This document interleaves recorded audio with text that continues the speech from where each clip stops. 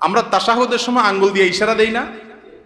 অনেকে দেন, অনেকে দেন না। না দিলে নামাজ হয়ে যাবে, কিন্তু ওই যে লবণ ছাড়া তরকারির মতো, এটা সুন্নত হলো না।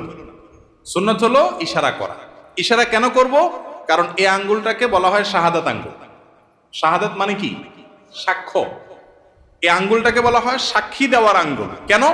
কারণ সাধারণত আদালতে, বিচারে, কোনো কিছুতে সাক্ষী দিতে হলে এই আঙ্গুলটা ব্যবহার হয়। অমুক এটা করেছে, অমুক এটা করেছে, এটা দেখায়া যে কোনো কিছুকে ফিক্স করা হয়। এই জন্য এটাকে সাক্ষী দেওয়ার আঙ্গুল বলা হয়।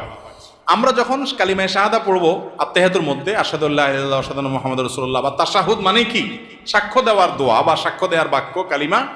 এটা পাঠের সময় আমরা আঙ্গুল তুলে সাক্ষ্য দেব। মুখে সাক্ষ্য দিচ্ছি, আবার আঙ্গুল তুলেও কি দিচ্ছি? আমি সাক্ষ্য দিচ্ছি যে আল্লাহ ছাড়া কোনো সত্যিকারের কোনো মাবুদ নাই, মুহাম্মদ সাল্লাল্লাহু আলাইহি ওয়াসাল্লাম আল্লাহর গোলাম এবং রাসূল। এই কথার কি দিচ্ছি? সাক্ষ্য দিচ্ছি। মুখে সাক্ষ্য দিচ্ছি, আবার আঙ্গুল তুলেও কি দিচ্ছি? সাক্ষ্য দিচ্ছি। এজন্য তাশাহুদের সময়